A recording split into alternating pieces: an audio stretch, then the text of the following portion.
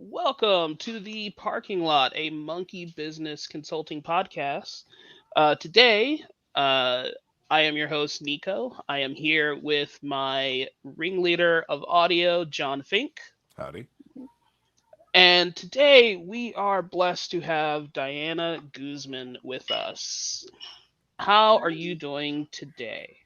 I am well. The weather's crappy, but it is what it is in the Midwest. Yeah, it's snowing outside my house right now, and I am not getting behind this whole snow thing again. I don't Not a want to. fan. I don't want to talk about the weather where I am. Now, you work at a CWS dedicated, correct? Yes. And what do you do there, miss? So I am a recruiter.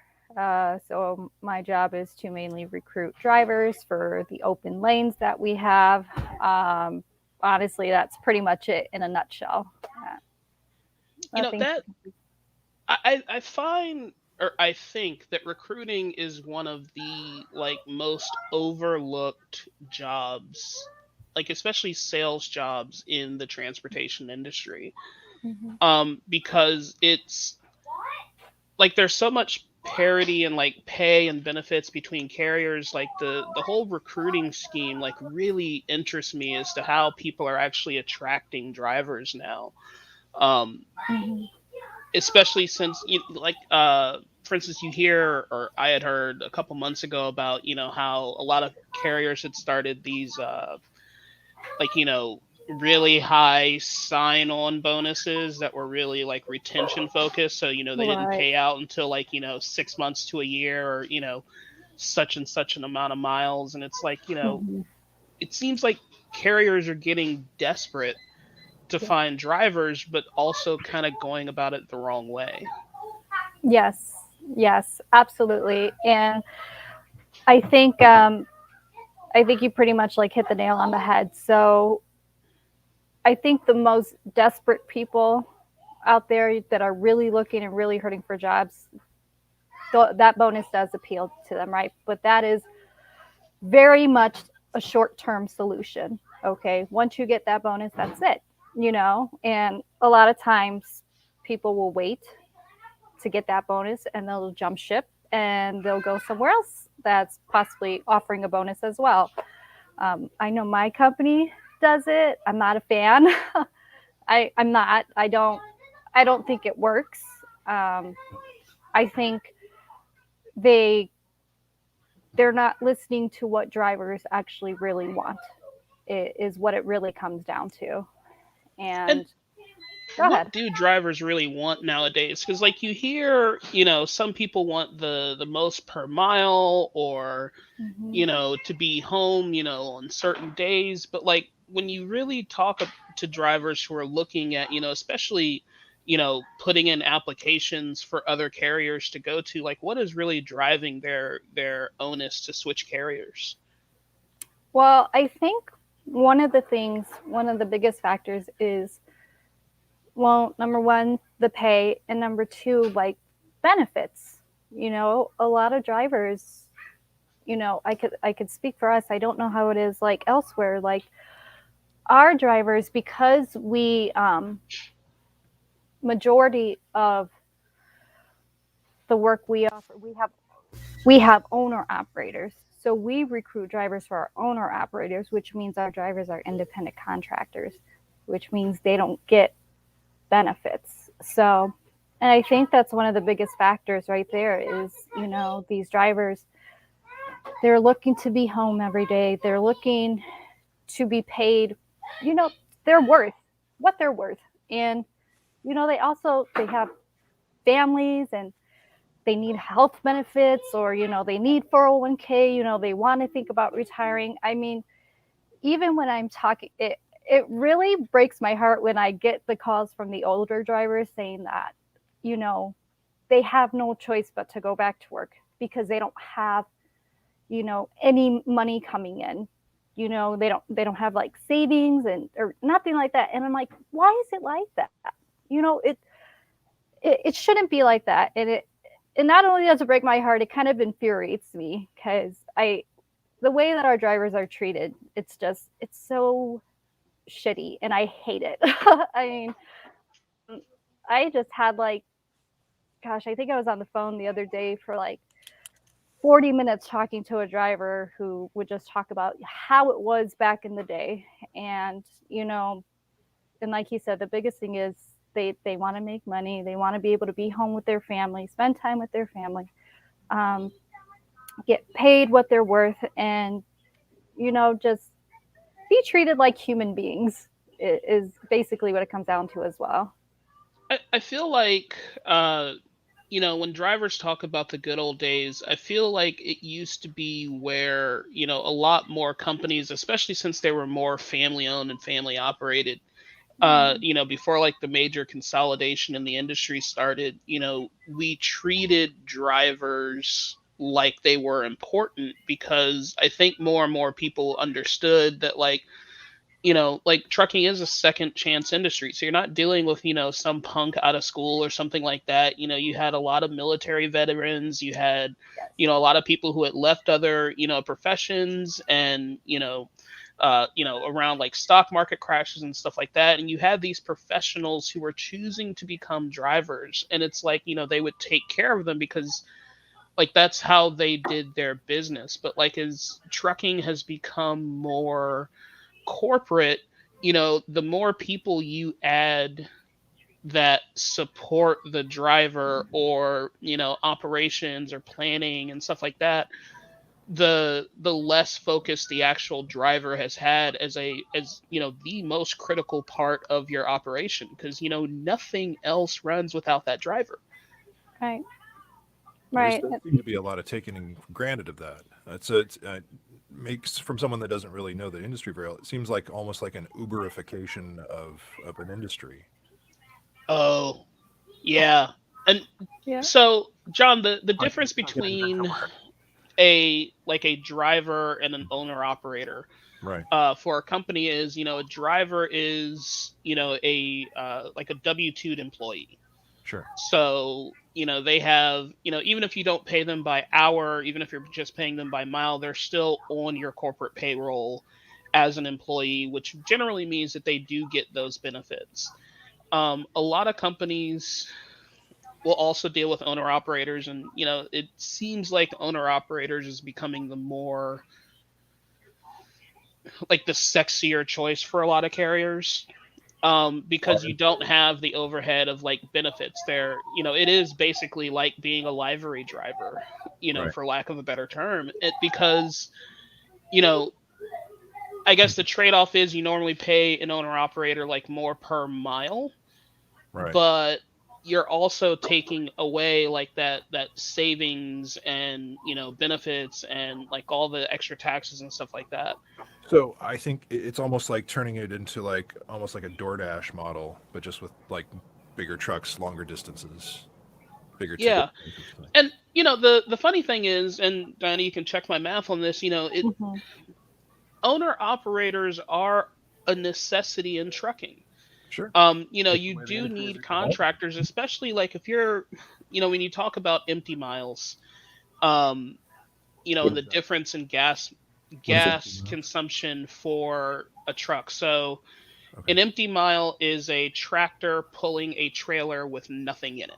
Okay, that's what. Okay, got it. So as of a couple years ago, like most tractors would Oh, get sorry. It's also maybe. known as deadheading. Sorry. Oh, yes. Now, Yes. is deadheading without a load, or is it without a trailer? Or I So guess it could be both. I think, yeah, because for me, from my understanding, I guess it would be without a load. So You you would know, have a trailer, you would be without a load. you can actually get in on a phenomenon that's very similar to that in the cruise industry, where they're just taking a cruise ship from one destination to the next. They call it a destination cruise, and it's just like a little skeleton crew, and it's very very cheap because you're just taking it from the Bahamas to New York Harbor or something. Gotcha. So the way that, loaded versus empty miles works is a tractor will get about 20 miles to a gallon, just the tractor pulling itself. Hmm. About 10 to 15 with a empty trailer, and maybe 7 to 10 with a full trailer. So the longer you have a tractor pulling a trailer, the more you're paying in like everything basically. Sure. Hmm. So the purpose of owner operators for a lot of companies that have like their own internal fleets is, if I have a pickup that's out of range of like a trailer pool, or I don't have any drivers available, it might be in a lane that I don't normally service. So a lane is like, if you're, commonly going from like, New York to Chicago, Got it. and you're going the same road every day, that's a lane. Okay. So if I'm trying to like get in on a new lane, or if a customer sends me something that's not on my lane and I take it anyway, I'm more likely to deal with an owner operator. So, do you think this is a natural progression of the industry and it's helping or hurting sort of the external forces being like pandemic and supply chain and all this stuff? Do you think this is sort of a necessary evolution of the industry or is it hurting it? Or what do you think? How are these two things Well, interacting in your. there's as far as I know, there's always been owner operators. Sure. There's been drivers who work for themselves, Bob's Trucking, as opposed to like, going to like a one of the larger outfits like a JB Hunt or like an ArcBest or something like that. Okay. But the industry seems to be skewing more towards utilizing owner operators than it did, professional like uh hired drivers working for a company. Okay. Is that accurate? I would say so, yes. And I think you touched on a really important point, and is I think a lot of carriers, they don't want to pay that overhead. A lot of carriers, they don't want to purchase trucks, because with trucks comes, maintenance. There comes, now you're paying for gas, and it, and the price of everything right now is so incredibly high. So I think it's like it's a risk, Hmm. I guess, for more or less, that carriers will see it as. So you hire owner operators instead. Okay, you get your lanes covered, but you also don't have to deal with like maintenance costs and fuel and stuff like that, because that falls on the owner operator. It doesn't fall on the carrier. But does that savings come out on the back end towards the owner operator, or is that sort of the weird little gray areas? I would assume that's what, so he would sort of see what's a good company and what's not. Is like how much of that savings is being passed on to the actual owner operator, right? Right. And I think you're right. I think it's more like a gray area. I wish I knew that answer. Yeah. Yeah. But yeah, I'm not sure. I look at that more like a house percentage when you're gambling. Right. There's always that house take on it. And especially like when you're dealing with brokered loads becoming like more and more of like an industry, necessity, because carriers make less on brokered loads than they do on like directly bid loads. And we covered that when we talked to William Halloran. Right. Um, the using owner operators for that, is a savings to a company, because the extra incentives and stuff like that that they have to worry about with their own drivers really aren't there. Also, a lot of companies were using owner operators as a way to kind of skirt ELD mandates. Mm. Um, Oh, I just learned that. because E- so electronic logging devices are, required in most tractor trailers. And, as a company, those devices are expensive as hell. They're like $600 to $1,000 per trailer. Wow. Um, you also are paying for stuff like fuel taxes. It's called an IFTA tax, IFTA, Hmm. in certain areas, but not in other areas, that, you have to pay, generally for like a tech stack improvement in order to track your IFTA compliance and stuff like that. But if your driver is over like their 11 hours that they're supposed to be able to drive a day, if the driver works for you directly, then you can kind of both uh get fined. The driver and the carrier can get fined. Mm. Whereas if it's an owner operator, it's the Just get driver's problem. wash their hands of it, huh? Because I didn't Yeah. know that they didn't have the hours available. Why would they lie to me? See, this is what concerns me is that there's just so many more moving parts happening now. And this is not just in the trucking industry. This is in a lot of industries, hospitality. Hmm. I see a lot of it happening. Is just there's so many more little tiny moving parts that can go wrong. That's what worries me. And I know on some level it needs to happen that way because we have to have sort of a more flexible industry in general because so many things are changing right now. But yikes. But you could reach the same, to me, you could reach the same agility with, in-house hired drivers than you could with a fleet of, complete owner operators. Especially when you're not looking at, maybe for over the road, it might be, not as important. But if you're looking at like, last mile or white glove, dealing with, a contractor basically at that point, really puts your brand at risk because now you're not just sending a driver out to move a trailer, you're sending somebody into somebody's house, and not being able to track or, really hold them accountable for anything that happens in there is, I won't say bad business because that seems judgmental, but It's riskier, right? it would seem so. But like, what do you hear? Like biggest complaints, like besides money from drivers, Diana? Um, Biggest complaints besides money is, well, like I said, the older drivers definitely hate the ELD. Not a fan at all. And and a lot of the older drivers, you know, they, like I said, they don't like how much the industry has changed, and they someone someone told me, a driver that I was speaking to recently said, like, listen, trucking is in the blood. Either you got it or you don't. And he's like, and I think he just kind of talks about how some of the younger generation, which, I think we should be encouraging the younger generation to join this industry, but at the same time, I think a lot of the younger generation, they're kind of looking at trucking as, making a quick buck, and they Mhm. have no idea how hard it actually is. I mean, and you're driving like a freaking 40-ton vehicle, okay? Like, it's there's so much at stake, and I think a lot of a lot of the complaints I do get, and again, most of the drivers I talk to are the older drivers, and it's just like, um, they feel like the younger generation doesn't respect the industry, or and they're just, again, they're just looking to get out there and to just make money with no regard for like safety and stuff like that. Jeez.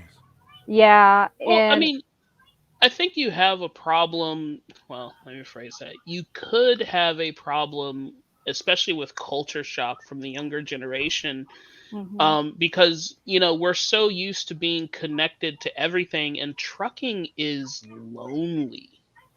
Yeah. Just mhm, it, if you're in your cab, unless you're driving tandem with someone, you're alone. yep, Stopping at rest stops and sleeping in your cab overnight, again, just alone, and having to live out of like a microwave and like a small ass freezer. It's yep, not appealing to a lot of younger people, and and especially since younger people are a lot more hip to like trying to actualize their value in an exchange. They want higher pay, they want the benefits, they want the you know there is that, like, it seems to a lot of people, I think, to be entitlement, where it's really just, they're looking at, if I don't go into trucking, I get, a regular paycheck and I get benefits and I get to be home every night. mhm, It becomes more of a, well, I'll be a trucker, but I still want all this. So, the kind of Uber freights of the world, kind of monopolize on that type of driver. But, I do think you are kind of right. Trucking kind of has to be in your blood. Like, in order to sustain a trucker's lifestyle long term, I think it has to be something that you honestly like doing. Yeah, I, absolutely. And I think a lot of the truckers that have been in the industry like 20, 30 years, I mean, um, those are the type of people that love what they're doing, right? Otherwise, they wouldn't have done it for so long. And um, I also want to say that I know with the younger generation, with the pay disparity and, the lack of benefits, I do believe that they should get benefits. I mean, I absolutely think, I mean, across the board, I mean, it's just, um, especially since, like you said, Nico, it's a very lonely lifestyle, especially when you're over the road. Now, local, you get to be home every day. I mean, but when you're like over the road and you're traveling like, 1,000 miles, 1,900 miles, like round trip, it's a very lonely lifestyle. And I think you have to take into consideration like the mental toll that can take on people as well. I think we kind of see how um, isolation can make people feel because of COVID, right? So Hmm. just imagine, how truckers feel when they're on the road, when they have families and they're missing their families. So And now with COVID, a lot of places, they don't even get that like break of going out and socializing in a lot of areas, after they're done driving. You would think of like, the trucker stops, or the like, the bars and, clubs that, would cater to like truck drivers, and, uh they're not as staffed anymore in a lot of areas. Well, mhm. people aren't as motivated to use them, I would assume, too, because they're afraid. I'm I would assume. it's it's funny. So I watch a lot of these what it's really like to be a trucker videos on YouTube, and I know that a lot of those are cliche, but when you look at an EDI check before you start your run, and Sir, uh alert. checking to make sure that there's no problems with like your equipment. Okay. You have to make sure that all your lights are working, have to check your tires, and there's a checklist for most Yeah, carriers of it's called a things that you have to pre go through. inspection. Like you gotta That's inspect what everything before you that's what an pre-inspect EDI is. it. That's what an EDI is though? Uh, Sorry, I called it the wrong thing. Not an EDI, but like your It's your pre-inspection. pre-inspection. Yeah. Okay. Hmm. All right. Sorry. Um. I'm learning too. Sorry. Oh no, you're Yeah, fine. and that for some people takes an hour or so before they start driving. Wow, yeah, well, makes sense. It's a lot of steel and glass to be hauling down the road. You want to look at it. And I also like I just so like I always hate being late to meetings. Like that's one of my pet peeves. Just I would rather be 30 minutes early than 2 minutes late. Mhm. But like when you look at like drivers, they'll be told, hey, you need to be here at 7 a.m. for this pickup, and you're going to get on the road. And then that's from their carrier, but then the shipper doesn't have the load ready. They Hmm. had some type of, you know, some carriers are just shit, or some shippers are just shit, Yeah, others are, having, staffing issues because of a global pandemic or something like Yeah. that, where, yeah, these drivers can be sitting in their cab, in detention time is what it's called, yeah. maybe one, maybe, I've heard 3, 4 hours from some people. And a lot of them might not even get paid, depending on Yeah, like they don't get paid for that. Through no fault of their own. That must be frustrating. right, Yeah. because we pay drivers per mile. Yep. Man. But that time that they're sitting in detention, unless they're actually logged out of their EDL device and sleeping in their cab, is counting against their daily allotment of active hours. Hmm. So Wow. they can't even make up that time. So there has And to be a lot of flexibility with like mileage goals per day, etc. Because there are a lot of external factors that will prevent you from getting, X amount of miles, I would assume, right? yeah, but that doesn't stop the driver from getting shit on normally. It's, Okay. True. You'll see a customer, do a 2 hour detention delay, and then, you'll have some carriers that are like, you should be able to make up that time. And it's like, how? I've got a speed limit. Right. Terrifying. And I do think that that's part of like the older generations, As someone that drives a car that's this big, that's terrifying. hatred of Right. EDLs. Because, if I was stuck at 2 hours of detention, on paper logs, I could just say that I was on a break.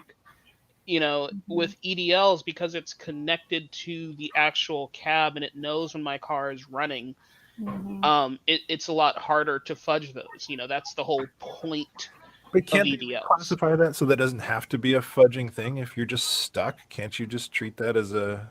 I don't know. I don't know. So you have to understand that a lot of the mandates for hours of service came, you know, right after the Tracy Morgan trucking accident. Oh, really? That recent? So it was around the same time that the push really started, as far as I know, to make like hours of service like a nationwide standard. And it's a double-edged sword. Okay, as much as I hate using that cliche, drivers needed protection against carriers who would run them to death. Sure. But at the same time, they didn't bake any leniency into the system Which it seems. when they're setting up, like, how long a driver can drive. Because it's like, well, if I'm not driving, why is that counting against my active hours? Mhm. Even if they don't want it to, it seems like. That's the frustrating part for the older drivers is that they're like, I don't want this to count towards hours. Like, don't make.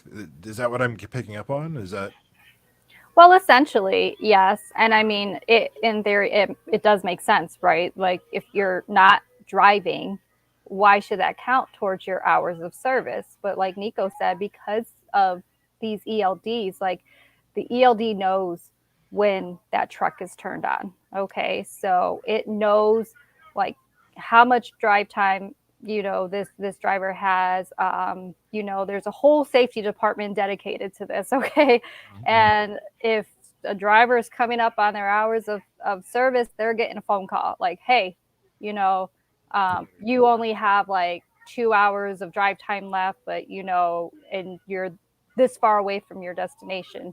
Um, yeah, Jeez. it's tough. The other really sick part of that is You have everybody in the business office driving that me. is dealing with the driver normally has benefits, and the drivers are the only ones who normally don't. Yep. That's crappy. Yep. Oh, Wow. So it creates a power dynamic between. Oh, wow. and resentment too. Yeah, yeah. Absolutely. Oh, man. Because, That needs to again, like, your salary as operations or finance or anything else is being paid by the hours that I'm on the road. wow, that is awful. And then you're getting treated better than I do. Like, it is, like, I completely identify with drivers and saying that it's an untenable situation. Right. It does seem to be that cracks are forming, too. I think the cracks have been there, They're just getting a little. but we're just exasperated by COVID. One with the shift of, like, you have like the great resignation happening, and you keep hearing stories about that. But that's kind of been the story for a while in trucking, because carriers are always recruiting, Yep. always, because they always need drivers. There's so much turnover in drivers. And part of it is just crappy carriers who get away with being crappy and staying in business, because especially going through times like this where there's what's called a capacity crunch. So there's not enough trailers and drivers on the road to carry the freight that needs to get moved. So like every possible truck and driver is on the road. Mhm. You get to a point where the crappy carriers who probably should be having less business are still busy because they're the only ones with capacity. And they're also the ones who are normally treating their drivers like crap. If you treat your customers like crap, you probably also treat your employees like crap. True. Um, but, you know, until big companies make changes, really it seems like the smaller carriers never catch up. So like you have stories like I think the last time like Schneider raised their rates, like it caused like an industry backlash because it's like, okay, well, if I want my drivers to not go to Schneider, like I need to raise my rates too. Hmm. You see what I'm saying? But, you don't have as many companies that are out there going, every driver, whether you're, a direct driver or an owner operator, gets benefits. Or, paid time off would probably be great for drivers, but a lot of drivers don't get that either. Mm-hmm. But, So again, the office personnel do. And it's like that's always the thing to me. Why are you giving your drivers less than the people who are supporting them? that's it. Does it, especially for the amount of like communication and interaction the two sort of halves of that industry have. That's a tough one. That creates a weird communication gap. Any all types of stuff. Adversarial sort of mindset. But you were speaking about like the power dynamics too, and if I'm just a driver, I'm probably not going to get enough bookings for freight on my own as Nico's trucking to really support my family consistently. The whole purpose of working for a carrier is that you're counting on them, that they're going to maximize your available time. So like Diana mentioned, deadheading. So, if I send a driver from Virginia to Chicago, they're not always carrying one trailer the entire way. They might be carrying one trailer from like Virginia to Atlanta and then pick up another trailer to get out, from Atlanta to Chicago. But once I get them out there as the carrier, I also should prioritize getting them back with another trailer. And I have heard that when dealing with owner operators, like some companies are a little bit less concerned about worrying about deadheading because they're not paying that driver to come back anyway. That seems like a waste. It seems like a missed opportunity almost. Because you could be putting that person doing another deadhead the other way, I would assume, right?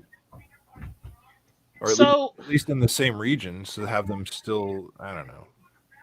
I don't know. I don't deal with the operations as much, obviously, but when like in dealing with people who are looking at like tracking at my old employer, it's very seldom what I hear people looking at trailer tracking and stuff like that, in order to like reduce deadheading. Like they would think about empty miles, but they wouldn't think about like deadheading as much because for instance, there could be reasons that you deadhead. So like if you're dropping a trailer at your destination and then there's a pickup that you could take but now you don't have a trailer available for that load, that could cause a deadhead.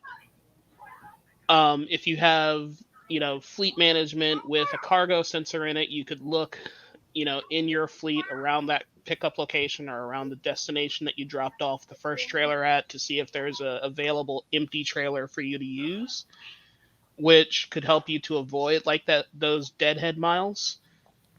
But again, even that type of fleet management software, like that's not guaranteed from a carrier. So, Diana, what do you think is the solution for this industry is moving forward? Is it going to be more education? Is it going to be just a company that just you know ponies up and treats its drivers better? What's going to happen? I honestly think it's going to be a little bit of both those things. I mean, not just a little bit, a lot. Sure, I mean, sure. you have, I mean, logistics. Now you're getting kind of into like the logistics of how this all works, and I think having like just like a streamlined process, treating your drivers the way they should be treated is definitely gonna help. And when I know, again, I can only speak for how we do it. I mean, for us, we we try to avoid like our our drivers deadheading. We don't like it. So I mean, and the driver, of course, they don't like it either, because um, now they're stuck. And they they want to get back. And so thankfully, with our our operations team and our dispatchers, they're pretty good at working to try to find a load for them that would bring them back home. So but I think that's what it's going to take. It's going to take like this collaborative effort at this point. And I think carriers really need to start listening, like really start listening to their drivers, because I think a lot of times they just kind of, they talk the talk, but they don't walk the walk, so to speak. Okay. They'll go out there, they'll ask drivers what they want, and then implement nothing. Nothing like what they want, because somehow the carrier's like, that's not what you really want, this is what you really want. It's like we heard that you wanted faster payouts, you wanted Yeah. more per mile, and you wanted to be paid for detention time. Great. You know what you get? Yeah. Starbucks gift cards. Look, here's a koozie for your beer. Hey, Here's a pizza party. koozies are pretty amazing, guys. I have to say. Yeah. I They mean, do that's make your drinks pretty cool. essentially it. Yeah. I mean, it's incredibly frustrating. I mean, like, and it can be frustrating for anybody, when you have the higher ups asking for your input, and you're giving them, what Right. you feel like is valuable insight and input, and then they just completely shit on your ideas, essentially. And it's just like, yeah, we're not going to do that, we're going to go this way, like this direction instead. So And it It's seems like, we reached out to this consulting firm and they said that this is what we need to do in order to up our recruitment or, our employee retention. And it's like, we've decided to listen to them instead of you. you Yep. you could listen to the people who are currently employed for you, like before they leave. Right. Yeah. Well, it seems to me the long-term damage of not listening to it is that you are driving away these older, experienced, like you said, in their blood drivers, yeah, because they just have an ass full of it. And then you're just bringing in these people that are inexperienced and have unreasonable expectations about the industry and are not knowledgeable. So it's Yeah. But burning I old- think you're actually also pushing away the younger drivers because, like I look at like if you ever look at carriers on like Glassdoor or, any of the like, employer ranking sites, and there are different sites, specifically for truckers. Word travels quickly if a carrier is not acting right. So, like, when you have younger drivers who are more likely to source a carrier, on the internet before they go to work for them, they're seeing all this negative crap too. Sure. Well, I would assume that it would probably lead to more of employers getting ghosted for crappy behavior, like quicker. Like, oh, you did that? Well, we're all gone then. Instead of just like the one person it happened to, and then they're like, I got to tell So you, and then nobody else listens. here's the trick with that. Because you remember how we mentioned that, like, these sign-on bonuses are becoming more like retention based. Mm-hmm. So Mentality. if say a lot of people will really focus on the driver for the first like 30, 60, 90 days of like driver's employment and stuff like that, because that's a huge fallout time. And you set up their retention bonuses so that maybe they get a you know $5,000 at 6 months or 12 months or whatever. So you'll have a lot of drivers who will just deal with it till they get to that first or that next bonus standpoint, and then they'll leave. But that's also skewing your data for what caused them to leave, because the thing that pissed them off enough to leave could have happened 2-3 months ago. Yeah, Mhm. and then they're just going to kind of hang on until that bonus and then jump ship. Yep. That makes a lot of sense. So And it's likewise, it's not like the driver's going to be like, to I'm make leaving, I'm leaving, I'm leaving. They don't want you to know that they're going somewhere else. No. it's a good They're point. just gonna leave. They're not gonna say anything. And also this industry, like the trucking transportation industry as a whole, is very much behind the times when it comes to like technology. So very much. And Nico, I know you are not surprised by that. You are so not surprised by that. But they are very, very far behind. And one thing for me as a recruiter is like I love to talk to drivers. I love to hear their stories. I mean, I'm a I always say like I'm a people person from afar. Like if you meet me in real life, I'm like super awkward, but like I'm okay right here. I'm like super awkward, but like is that you too? I'm 6'10", so I don't fit in this world. What? No way. Yeah. That's Do you want, awesome. should I do the thing, Nico? Okay, here's a regular like PlayStation controller. Here's my hand. Holy shit. Yeah, So we call him the vegan giant because he literally is just a giant. I wear a size 21 shoe. Dude, Like he is could that like look eye to eye customized? with like Peter Mayhew. Yeah. Oh my God, that is crazy. Yeah. I gotta meet you in person now. I would have to like jump up and high five you because I'm like 5'3". So Oh, nice. Yeah, come see. I'm also in the 5'3" crowd, so are you? Aw, little babies. I could pick each of you up in one arm. Just Yeah. thanks. Nico, we'll just here. Just put you on my shoulders, Nico, and we'll be good. Yeah, the two of us will almost equal him. There we go. Like in the pool, you remember doing the game of chicken where you'd have that person on your shoulders? And Oh you'd yeah. You try to like guys knock could do the that knock against me, off. like 2-on-1.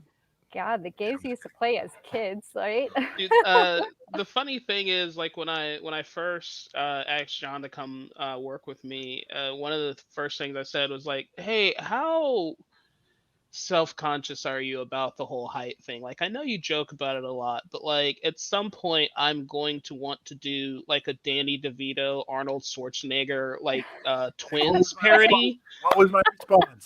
All caps. Do It's it. like, please. yeah, Yeah. totally in. And I was like, yes. That's I awesome. fully want that.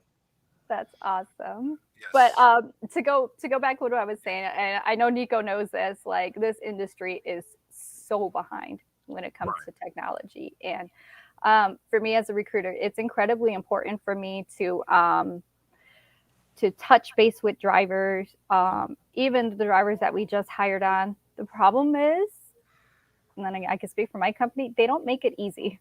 They don't make it easy for me to track my drivers. Okay, like this is how antiquated we are. Okay, we use spreadsheets. Oh, Like Excel spreadsheets and yes, the hard. bane of my existence. Nico, I know. I know. Wow. It is the bane of my existence. And I am actually in charge of like tracking driver bonuses too. Like, because On a again, spreadsheet. on a Wait. spreadsheet. Okay. You could do that in a software like HubSpot. They won't Okay, do it. hold on. Time out. I know. On one end of the industry, you're doing this, and on the other end of the industry, you've got this GPS connected track that won't even let you figure out when you're taking a damn break. It doesn't make sense. Where's this disparity? This is not good. And I think it's because a lot of these carriers, and I think all they really care about is just filling, yeah, exactly, profit, filling their seats. That's it. That's all they care about. And Don't it they pisses realize me off. they're cutting off their nose to spite their face. They're burning their long-term financial growth for short-term profit. Gain. Yep. I That's absolutely agree with. How short-sighted is that? Yeah, Yeah. I agree. And Welcome to it's trucking. incredible. Yeah, it's whew, yes. And like I said, spreadsheets, bane of my existence. Okay, they have their place. This ain't one of them. Okay, I'm like, it's not easy to like track drivers. because once we onboard, like that's a whole nother process, by the way. The onboarding process, holy shit. Like, and like that, Well, it seems our specialized. our process is just very much still like we have like literal files and nowhere to really like our online application is like super glitchy. Like it, and these poor drivers, I feel so bad for them because I mean, I'm surprised that these drivers even fill out our online application with just how like glitchy and how long it takes. Because a lot of there are some industry or some carriers that have implemented like the Intelli app, which like pretty much like populates the driver's like work history. And anytime a driver calls in, they're like, "Oh yeah, I just type in my information and like in like 2 minutes and 5 minutes, like Yeah, everything not just here. auto populates." I'm like, "Yeah, I'm sorry, we're not that fancy here, okay?" Yeah, Like, basically our executives don't feel like paying for that integration, that's so exactly have fun. yeah, and I do. I feel terrible. I feel so bad because when the app glitches and we're missing information on the app, I'm like, "Beep, beep, beep, beep. Hey, I'm gonna like scan you this page that forgot How embarrassing. that your signature is missing and like your name is misspelled. Like, can you fix that and send it back to me?" It's the What? dumbest Oh thing. my god. Yeah, it's incredibly frustrating. Believe me, like since day one, since I got hired, like I'm just like, why don't we have a CRM? Why don't we have like a more efficient application process? Like it doesn't make sense. I guess Like why? And the answer is normally that they have a CRM, they just aren't letting recruiting use it. Because your sales teams probably have a CRM that they're using. you could probably work on the same license. It's just not. Oh, well, you have to pay for each person who has a license. Oh yeah, that's right. That's right. Yep. Yeah, But yeah. still, Let's not even go into that. But Cutting I corners. am It's like getting. all about cutting corners and trying to save money, even though if they actually sat down and looked at how much they're actually spending, like especially when you're printing everything, paper costs money, ink costs money, to maintain like these fucking printers cost money. Like you're spending so much. And I'm like, And the and you don't drivers that have to. don't finish the process because you're pissing them off, you're losing them too. And Yep. the money that you had, in talking to them up until that point, it's yes, I know, you're looking at me.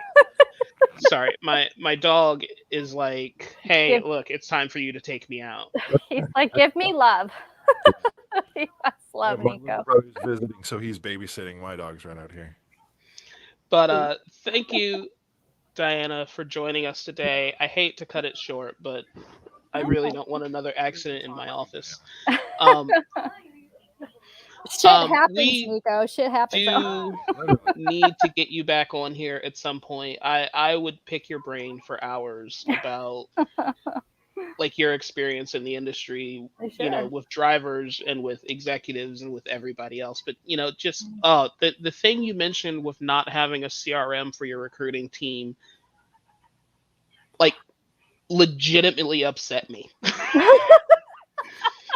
Because in every sales position I have been in, I have always had CRM shoved down my throat. And it's like to have somebody asking for access to our CRM and their company be like, no, it's like,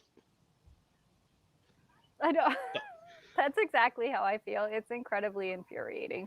yeah. So, to anybody who could be listening and thinking, hey, maybe I should start using a CRM, there's so many. I mean, like SalesLoft, for instance, which I had to use at my last employer, like will allow you to even automate these touches at 3, 6, 8 months, whatever. It'll just pop up a screen that says, hey, you owe this person a call, or hey, shoot this email to this person. And you can track engagement, tell when they open the email or read the text message and stuff. And it's like, these aren't expensive, but they could change the way your employees look at dealing with your company.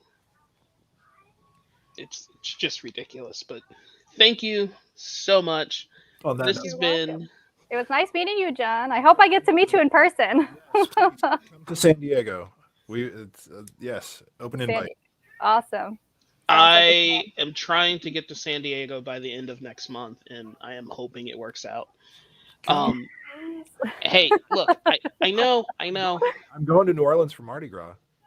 Ooh, Meet a nice. lot of people in the parade. Ooh. But Mardi thank Gras. you so much. This has been the parking lot. Have a great week, everyone. Bye.